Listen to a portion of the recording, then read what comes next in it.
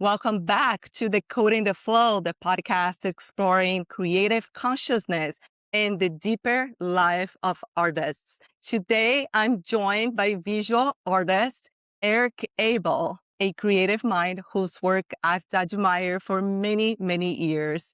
He's best known for his modern surf art, and his paintings capture the rhythm, light, and the power of nature. What I love about Erik's perspective is how inseparable creativity and nature are in his life. In his own words, quotes, "To me, the ocean and naked art were one of the same, an inherent expression of his spirit, fun, nature, and freedom." Erik, welcome to Decoding the Flow. I'm so happy to have you here. Thank you for having me, Drika. Okay, Honored. let's start from the very beginning. You are from California, and I was reading into your bio that you've traveled around the world. Tell us about all of these experiences and how it has shaped your creative life.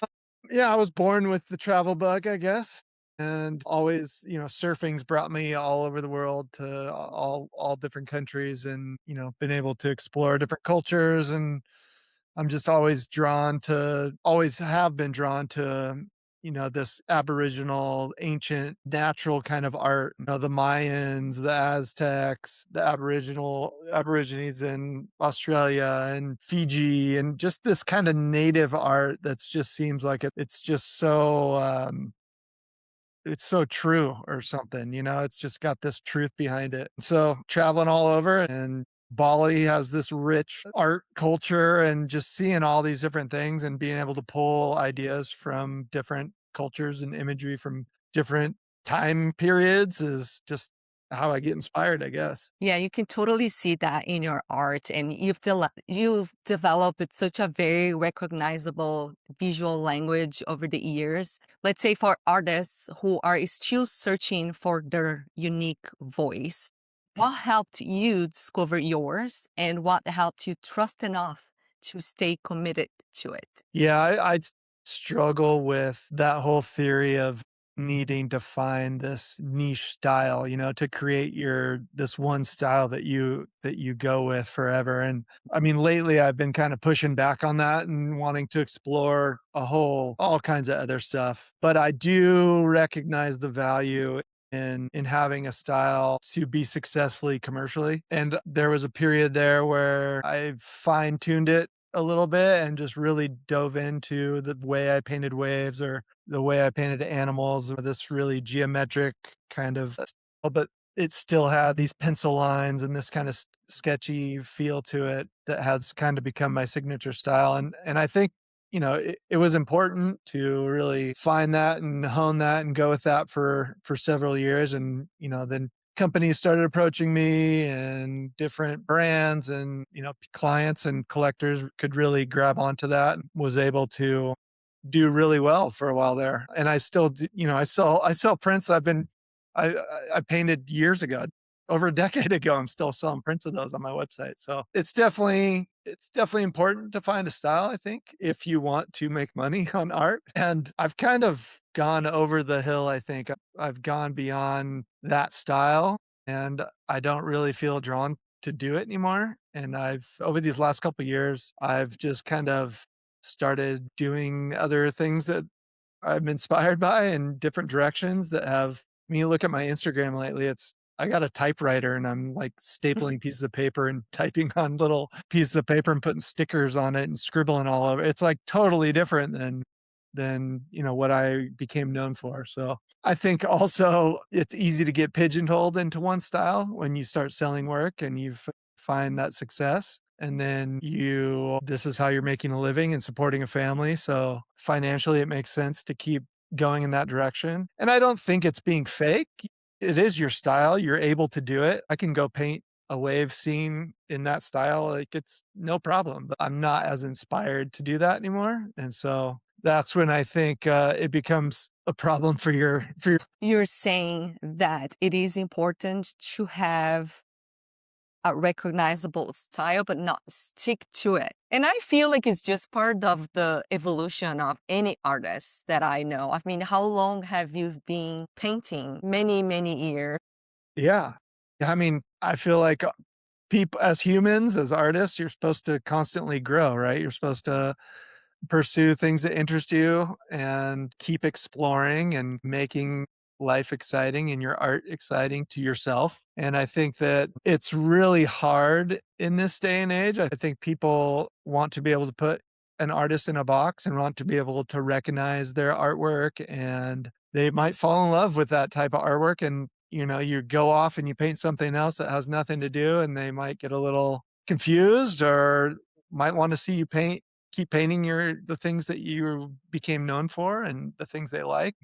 I it's very confusing. You have to balance it, right? There's making money in art. If you don't wanna make money in art and you don't care, then you're free. If you have another job, if you have another way of making income, you have artistic freedom. You can do whatever you want. You can go wherever you want, explore whatever you want, and that's where I'm trying to go to.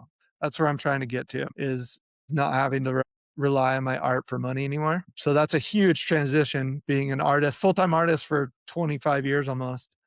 And, Wow. I'm I'm making changes, so I That don't is wanna be stuck in the rut anymore and have that pressure, because I have so much more fun when I just go into the studio and I do whatever I want, and I'm not thinking about, "This is for a show," or, "I'm trying to sell this," or, "Well, is somebody gonna buy this?" It's that ruins it. That ruins the whole creative experience when you're thinking about, "I'm doing a show and I've gotta make 5 big paintings, and I gotta make some small ones that are cheaper, and I gotta do it's all gotta follow this same style and whatever the show's about," and that just some people might like doing that, some people might love it, but I don't.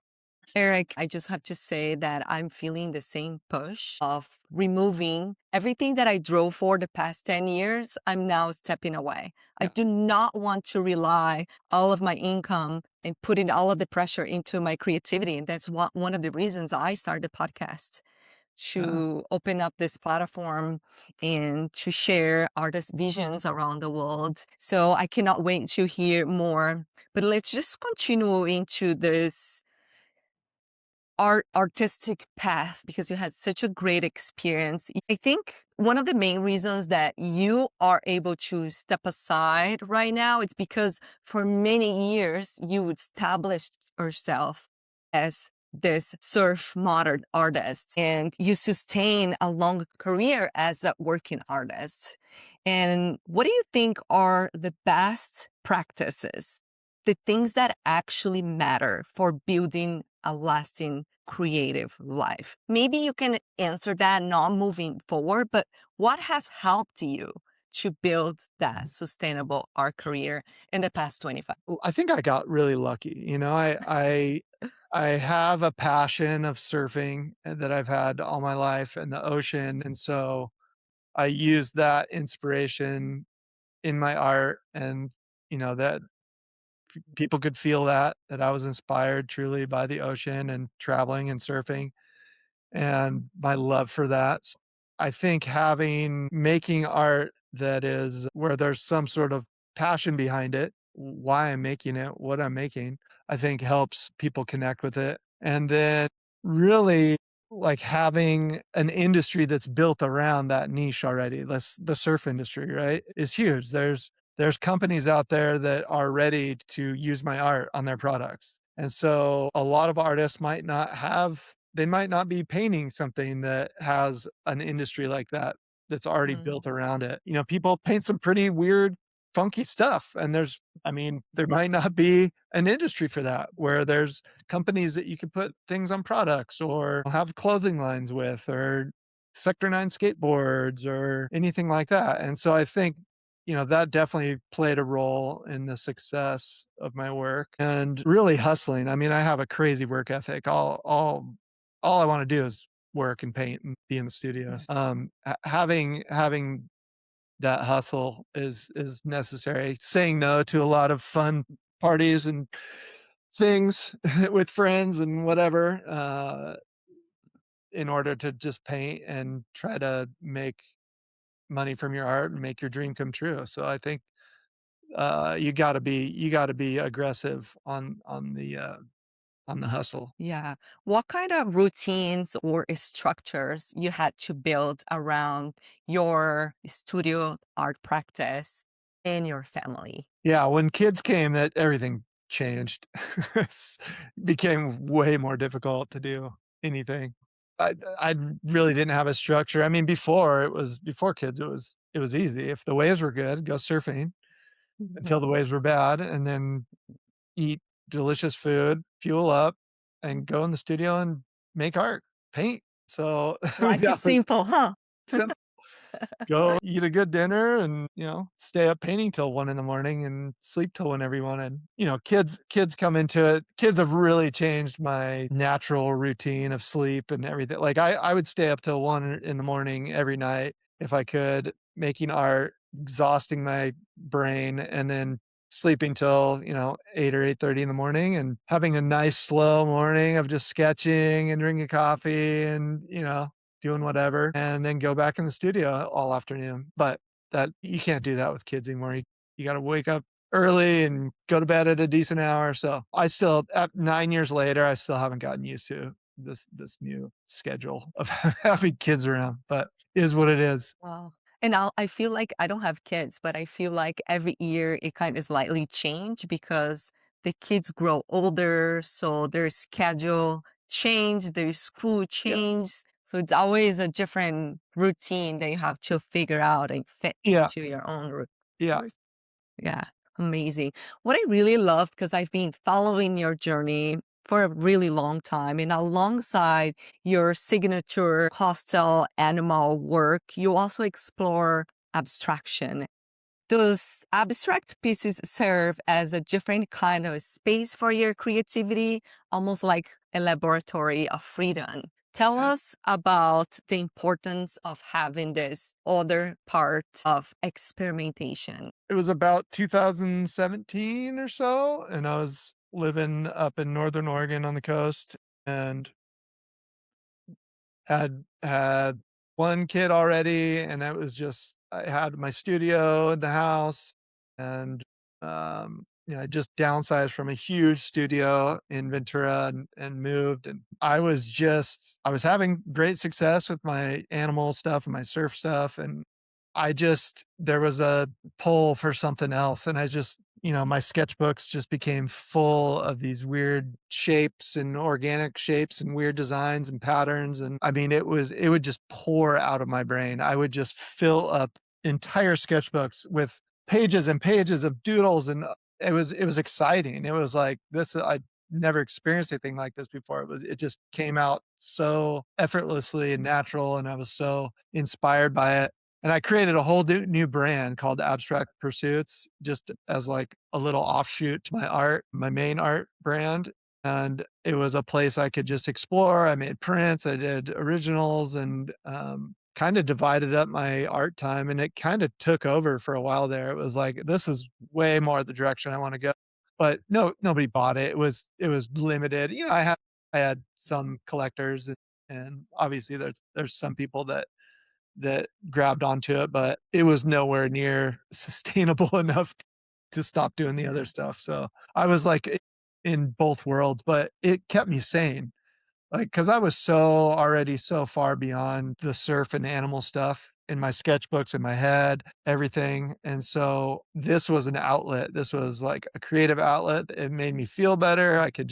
It was for myself. I was like doing something for myself where I was being free because I didn't really, of course I wanted it to make money. I would like that to like take up the slack and be able to like, have that direction be the direction that made all the money. But as soon as it kinda got real and I had a website and I kinda was putting effort behind it, that's when I noticed, like, oh, I'm starting to think about the same things as I'm thinking about with my other business. It Mm. starts infiltrating, like, "Well, that one sold, so I should do more like that." And that's when I was like, "Alright, I gotta stop this because this is gonna turn into what my last art experience turned into, where I was compromised by money, by a living." And so arts and just shut down that website, shut down those prints. And now I'm just in the mindset of doing whatever the hell I want to do and not really caring about making money from art anymore. Isn't that fascinating? Because the biggest dreams of somebody starting out is to live by their creative gifts. And once you are there, once you achieve something, it becomes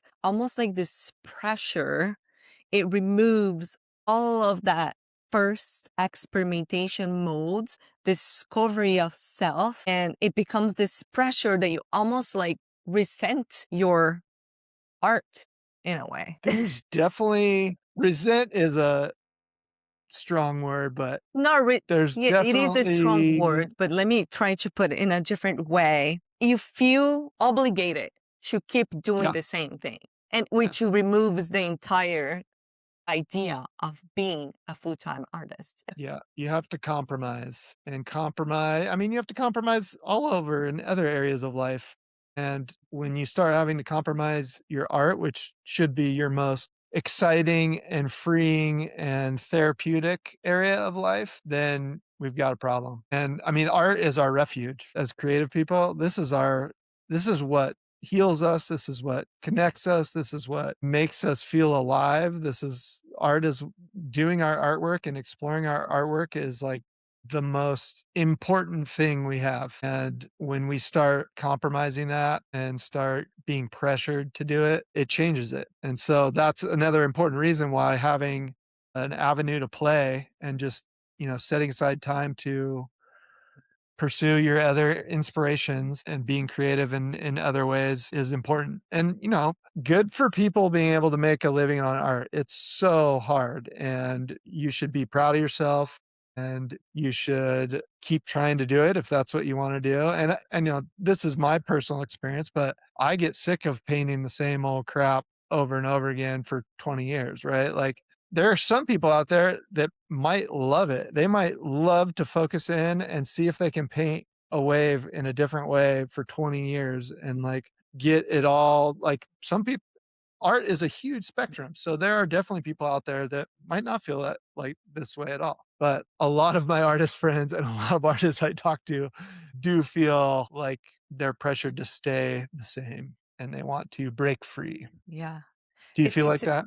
the same will happen to me because when I started out, oh, I always paint since I was a little child, but I've never had a, a style, an art style. And when I finally decided to truly pursue an art career, not as a hobby, I was already living in South Bay here in Hermosa Beach, California, and I applied to one of the local fairs. So my mind went to what if I start painting the local scenes since it is a local art fair. So that's when my art start having people interested on.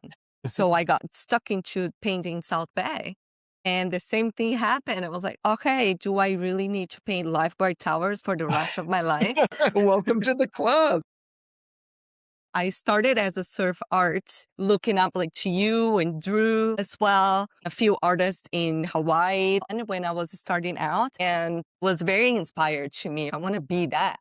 And once I got and I built up a little the collector's base and they all were looking for lifeguard towers in the ocean and the sky that I do it in a certain way with my own breath. And then I start adding the moon and once the moon started, it was the very first painting, a lifeguard and a moon. And I think I paint over 50 lifeguard and moons, even more in all different angles. But I also love the moon because it's not just the moon to me. It represents unity. And I love because I have the freedom to bring up like a lot of texture in my moon. So it's a little bit more cosmic than it is just a simple moon to me. But then I start experimenting, and my last solo show it was all abstract. But again, people still looking for the lifeguard towers. That's So I that's feel the you when you say like I don't want to be painting this for the rest of my life, or but I still love it and I still have joy, and I love when people just simply resonate. yeah. And yeah, piers and lifeguard towers to me are like the most Bread and butter. paintings. Yeah. Yeah. The bread and butter. Well, I Yeah. mean, I started to look at it like, okay, this is my job, and painting waves and painting animals in this style is still so much better than sitting in an office or, Oh, like,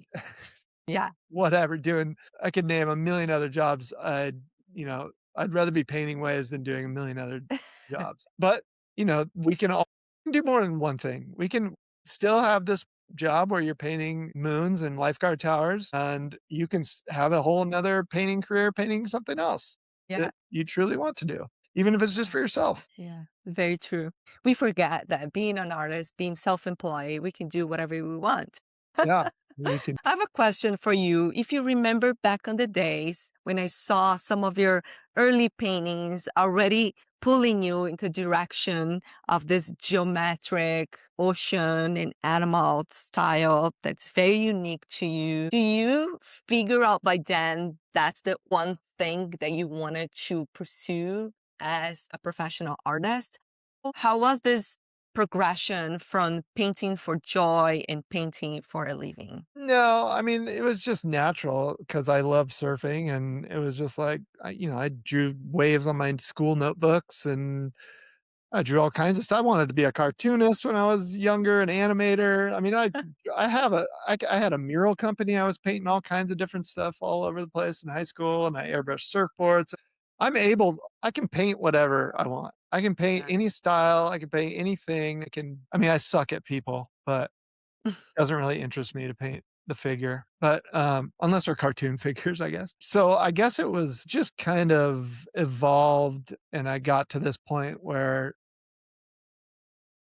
things were starting to look cool, I thought, and my graphic design background I think had a big influence on this style, very defined color fields and sketchy lines and very geometric and stylized. I think that had a lot to do with being a graphic designer and just working, with really defined shapes and Yeah. Illustrator and stuff. But I don't remember there being a real moment where it was like, this is it. This is what I want to do. And I think it evolved from the earlier days. I was doing a lot more line work, and I could see that progression early on to get to a point where I did most of my work in like 2011 through probably 2017 was like a really creative, productive time. And then, I painted all the ways I want to paint it, painted all the animals I want to paint, and started, filling up these sketchbooks with these random shapes and different stuff. Yeah, that's kind of it was just a phase, I guess. It was just a phase. And you look at any big famous artists in the last century and even like the greats. You go look at like Rothko. You look at his early stuff. He was doing figurative work, and he was doing, Yeah. landscape stuff. All these artists started out doing they experimented, they explored, they did stuff until something they got really inspired, did a bunch of that stuff, and it caught on, and that's what they And became change. known for. They're not known Yeah. for their early crap. Yeah. They might have loved doing that, who knows? Yeah. And even Picasso, like all of his body of work, they are so diverse. Yeah, yeah. I That's think how I an think we artist need a become new true. paradigm. Sorry, go. That's how the artists become true to themselves. That Yeah. should be the number one rule to any artist out there. Think if something doesn't bring you excitement, it's time to move forward. I mean, I'll, like, pick up a piece of wood and, like, put a sticker dot on it and, like, draw on it and, like, just put a rock on top of it and just, like, stare at it. And, like, okay, it's like I could be so entertained with just messing around with different materials and just Yeah. exploring and not even really creating something that's a finished piece of work. It's just like I'm doing, like, a weird collage type sculpture that's not glued together or anything. It's just something to look at that it's inspiring visually. Yeah, I love that. So you share in your social media something that I really thought it was interesting. And you wrote, as artists, it's our duty to continue to create while others continue to destroy. I don't want to get political here, but we can get philosophical. From your perspective, what role does creation play in times when the world feels chaotic or heavy? Yeah, I think we have a duty as artists to keep doing what inspires us, because what inspires us can inspire other people. And when other people are inspired, your community's inspired, and art can inspire the world, right? And if we have a bunch of inspired people running around, that's so much better than having a bunch of depressed, sad people that are not creating anything, that are not doing anything with their talents. So obviously this world is in a freaking disaster right now, and society, humanity is just in chaos, and there's lots of heavy stuff going on all over the world. And I see it online. I see lots of artists are just it's disheartening seeing what's happening. And it seems silly to of all this important things happening all over the world, we're like, "Hey, look at this new painting I made, like, buy it, like, check out this new art I'm making." But it seems frivolous when there's so many things that problems in this world that are beyond, just a little painting of my art that I made. But I think we have to keep going. This is who we are. This is what we do. We make things that inspire us. We get inspired, we get excited, or it's our refuge. This is how we deal with stress. This is how we deal with the chaos of the world. I can just come in my studio at night, kids are in bed, everybody's in bed. I can just tune out the entire world. I can dive into something that excites me, that challenges me, that makes me happy, that makes me think about things differently. And having that outlet is a superpower for artists. I mean, we have something that calms us down, that gives us so much, and we have to keep using it, and we have to share it with the world. And can you imagine a world where artists stop making art and stop putting color on things and stop That making would things be look cool? chaotic. Yeah, it would be that's depressing. And so I think it's our duty as creatives to keep making things, because other people are just keep on destroying things, and they're trying to tear everything down in every aspect of society. So this is what this is why we're here. We have to make, we have to create. Yeah. One of the points that you mentioned earlier, it feels almost pointless like, hey, buy here. This is what I'm creating. But what if we look into the bigger picture? Because the only way we can change the world is by changing ourselves, right? That our consciousness is the only reality that is. So we need to be able to keep Keep the by vibes high, creating and by sharing something that is deep to yourself, you ripple effect into the rest of the world. spread So the it's love. not even about buy my art, but let's put our vibrations high together. Yeah, yeah, yeah. No, I agree. I just wrote, I said, posted something else recently that was get high on art, and Love I mean, it. more people should just realize the power of art, and I think they do. I think the world knows how important art is, and I think a lot more people should get into art, whether they think they're artists or not. I think there's a huge opportunity there of just being able to, you know, have self-therapy and just create something. Just create something out of thin air, doodle on a piece of paper, cut something up, glue it on something, paint something, and, I mean, it works. It's like a antidepressant. It's the most self-soothing art practice that you can ever have. It self-regulates, it gets Mm. you creative. And I really believe that one of the biggest mistakes that people who don't consider themselves creatives is thinking that they're not talent. It's not even about talent. It's about using your hands and using your brain to connect to something bigger than Yeah, yourself. yeah, and you don't Yeah. even need to show anybody. Nobody ever needs to see it. Yeah. All right. I'm really excited to see what is next for you. You mentioned earlier in the podcast that you are shifting gears and going towards service to others, not only with your art, but you are launching something brand new that I cannot wait to share. So the mic is all yours, Eric. Yeah, I mean, I've been kinda planning this exit for years now, trying to figure out what I can do to get in how can I switch careers to be able to be free in my art? And for a while there, I was exploring paint. I was trying to figure out a plant-based acrylic type of paint to get away from acrylic paint's just plastic. Yeah. So, wanted to figure out a different kind of paint, and it turns out a company down the street where I live, Natural Earth Paints, they nailed it. They got it. They released their acrylic paint, and it's all plant-based resins, and it's beautiful, all natural binders and colors and pigments and all that. So, that kinda took the wind out of my sails. I'm glad it's there. I'm glad people can have access to it now, because I really went down the rabbit hole of art supplies and what we're doing to our planet and, environmentally, and it was just like, I'm painting with these gases, off-gassing paint fumes in my studio, and it was just I got pretty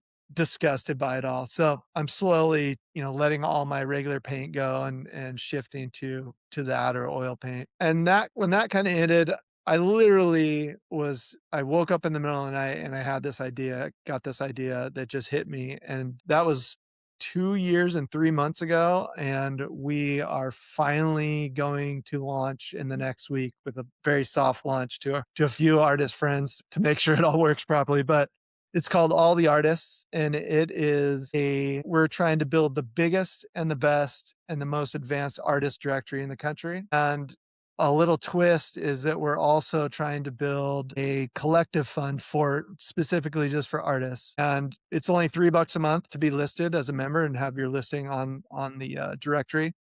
And we give 40% of all membership fees go back to the collective fund, and then every month we pick randomly selected artists to win money. We're basically, we wanna get to a point where we're giving out $1,000,000 a month to artists all over the country. That's 100 artists a month winning $10,000 checks. And so when I got this idea, it was like, I wanna help my creative family. I wanna help my artists. I wanna help the Mhm. artists all over the place. And my career has been so selfish. My whole career has just been, how can I get people to buy my art? How can my art get in front of more eyeballs? How can I work with the companies? How can me, my art, my art, my art. And I've had success and I've gone through the ups and downs and I've been super fortunate, super lucky to have that art career.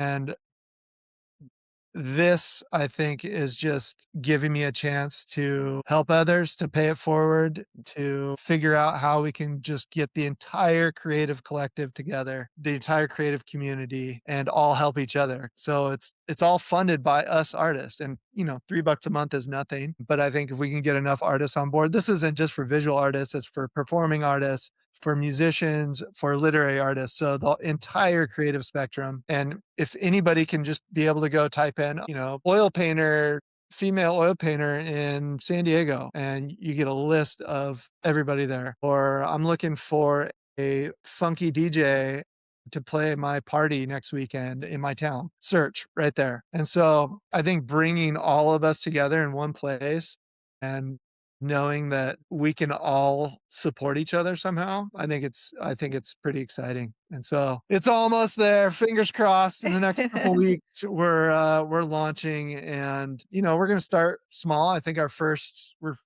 giving out like $12,000 across several people. And so hopefully we can grow that to be a huge amount. And we're gonna give the whole big Ed McMahon check sent to their house. And like we want to be able to promote artists for what they do and have Yeah. people easily find them. And one big thing, anywhere I've moved in my entire life, I've always like wanted an easy way to find other artists that live by me. Like, Mm. where are the artists here? Like, where's my community? And it's really hard to find that. Like, Instagram can show you a million artists, but you can't really search in your town and different types of artists or anything. So I think just as an artist, it'll be nice to search out people and find your creative community and reach out to them and start something and collaborate and be friends. I think being friends with artists is something that artists need. Yeah, it's so interesting. I just posted the other day because there's this work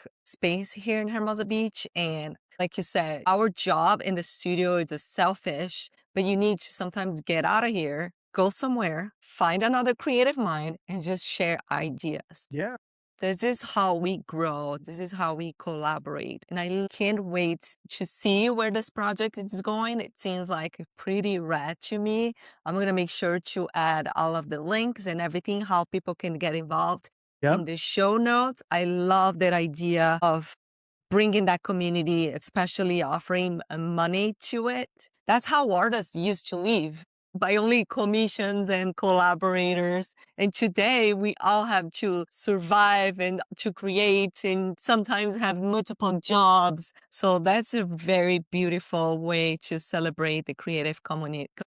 Well, I mean, art funding is drying up. I mean, it's hard enough to get a grant. You got to write a grant proposal and apply, and there's judges telling you whether your art's good or not. Yeah. And they only pick a few every year, and it's like, no, we gotta flip it. We gotta support ourselves as our creative family, and we have to figure out ways to make it fair. I mean, this is the most fair way to fund people. We're gonna have a program that randomly generates numbers that we pick your number. We're not telling you whether your art's good or not. We're not having a judging panel saying, I don't know, it doesn't really fit. So no gatekeepers, none of that crap. We're gonna just let fate have its way. That's It gives brilliant. every single artist in this country now has a chance to make thousands of dollars every month on any given month. They have a chance. So if we can provide that for every artist in the country and a place where they can easily be discovered for such a minimal investment, I think we're doing the right thing. Is this platform focusing on United States artists We're at doing the it beginning? just we're starting just in the US, yeah, all 50 states and DC, and hopefully we can expand. But it's already proven to be a very this is 2 years in the making. We got developers that are working their butts off right now. Our whole marketing, PR team, we're ready to launch this thing. And we have a referral program, so I mean, 36 bucks a year is your membership, and if you tell 18 people and they sign up, you get $2 a person, you made your money back. Mhm. You skin in the table, skin in the game. And some people that have big followings and can refer all their artist followings can make some money right off the bat. So Yeah, we just want that's this to be the brilliant. biggest directory in the country for living artists and a place where everybody has the same exact opportunity to get funding for their practice as everybody else. I love it. All the artists. That's what it Alltheartists.com. called. Okay.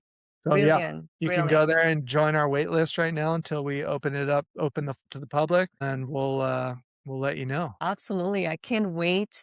Eric, is there anything else that you'd like to share with us, either for other professional artists or something else related to this new project of yours that you'd like to share? No, I think, we're definitely living in really strange and divided times, and the world is chaos, and I think we've just got to rely on each other and rely on our art and our inspiration to keep keep the world in order, keep our world in order at least. And Yeah. so, I mean, it's tricky with AI coming, and that's going to open a lot of doors, but it also is closing a lot of doors and making it a lot harder for people in certain design industries. Human made art is never going to go out of It's style. never going away. I think it's only going to grow its value, Yeah, to be honest. yeah.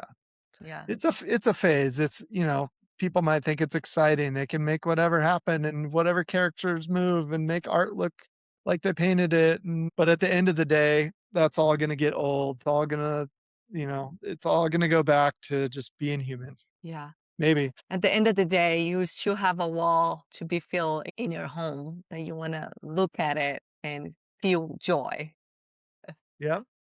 Eric, thank you so much for sharing your wisdom, sharing your perspective and your journey with us. Where can people follow your work and see what you're creating next? Yeah, you can check out my website, Abel Arts, ABELARTS.com.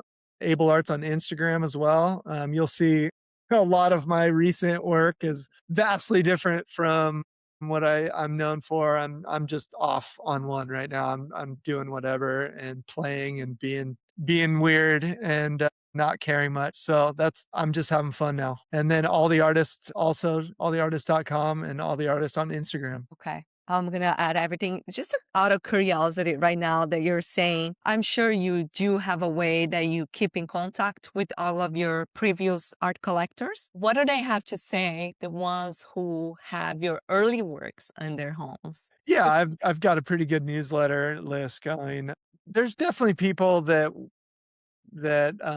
swoop up anything I make that's, occasionally I'll go paint some waves. I got back from a surf trip in Indonesia last summer and I painted a bunch of wave scenes. I was super inspired. And, people buy those immediately.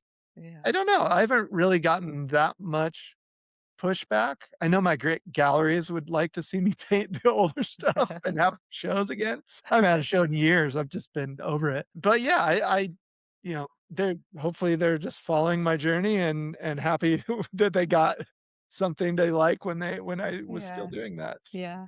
And I ask you because it's kind of like the transition that I am going through. And when I started a podcast talking about creative consciousness, and when I finally understood that the people who purchase my colorful works not necessarily are interested in creative consciousness conversations. So it's just that idea that you're not Uh-huh. losing people, you're expanding the possibilities and the opportunities because Yeah, even people who purchase your early works, they still follow you no matter where yeah, you go.